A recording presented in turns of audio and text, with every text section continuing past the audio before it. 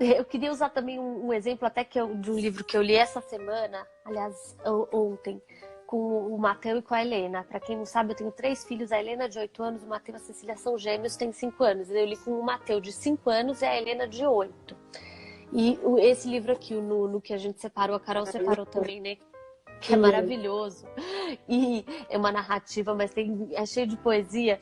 E aí as pessoas acham, não, quando a gente vai ler para criança, a gente tem que parar e ficar explicando o tempo inteiro o que a gente acha que eles não têm condição de entender. Enfim, eu acho que existe um mito em cima disso, sim. E aí ontem eu fiquei assim, eu vou lendo, né? Eu não paro, leitura, nada disso, a não ser que eles perguntem, porque eu acho que é isso. Se a criança tiver alguma dúvida, ela vai parar e perguntar. E aí tem uma frase linda: adormecer no futuro é sonhar em reticências. Eu li isso e eles passam batido por isso. Por quê, né? O que acontece com a leitura? É isso, cada um atribui o seu tipo de significado, né?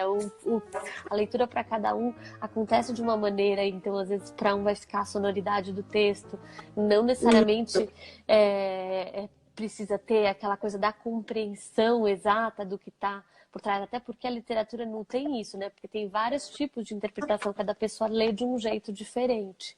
Então, acho que eu posso ler só um trechinho do que as autoras dizem sobre isso? Elas vão dizer aqui, ó, na página 59, que nós não conhecemos o significado de todas as palavras que lemos, né? Mas a gente vai construindo o seu sentido na leitura. E com as crianças também é assim. Quando elas realmente não compreendem o sentido da palavra pelo seu contexto, é muito provável que elas nos perguntem, né? Que é justamente isso que você falou. Exatamente. E você sabe que eu lembrei de um dia também que eu tinha lido um livro para o Miguel e o livro tinha a palavra balsa, que o personagem ia atravessar ali, né, de balsa. E ele já tinha lido, eu já tinha lido essa história com ele. E aí quando o Rafa, meu marido, foi ler a história para ele, que ele viu a palavra balsa, ele falou assim, acho que balsa, ele não vai saber o que é, né? Aí ele trocou para barco. Aí ele falou assim, daí ele pegou o barco, daí ele falou assim, papai, não, acho que você leu errado, porque aí tá escrito balsa. E o Rafa falou assim, como é que você sabe, né? Primeiro que a minha mãe já tinha lido, e segundo que quando da primeira vez eu li para ele e ele não entendeu, eu expliquei. É uma boa oportunidade de ampliar o repertório aí, né? O vocabulário das crianças. Isso então, e é uma dica, né? uma dica que a gente pode dar também para pais e mães, né? Não só porque tem vários educadores, mas assim, a gente não precisa descaracterizar o texto, né, durante a leitura. A gente pode ler do jeito que tá lá e aí a criança lê a palavra. E até pode acontecer da gente também não saber a palavra. E é uma ótima oportunidade de pegar um dicionário, né, apresentar esse livro que conta, né, qual é o significado das palavras. E o autor teve uma intenção de escrever daquele jeito, né? Então a gente tem que ter um respeito também com o trabalho do autor e não descaracterizar o texto em função desse nosso mito interno de que a gente tem que trazer as coisas para as crianças prontas, que a gente não pode trazer desafio. A gente tem que acreditar que as crianças são potentes, que elas têm capacidade de entender das mais diversas maneiras e que se elas não entenderem, elas vão perguntar. E a gente educa as crianças para isso, para perguntarem, para serem curiosas. Então, elas vão se sentir à vontade para isso. Isso aí. Então, assim, acho que é um mito, né? Já desmistificamos esse de que na educação infantil é preciso oferecer livros fáceis.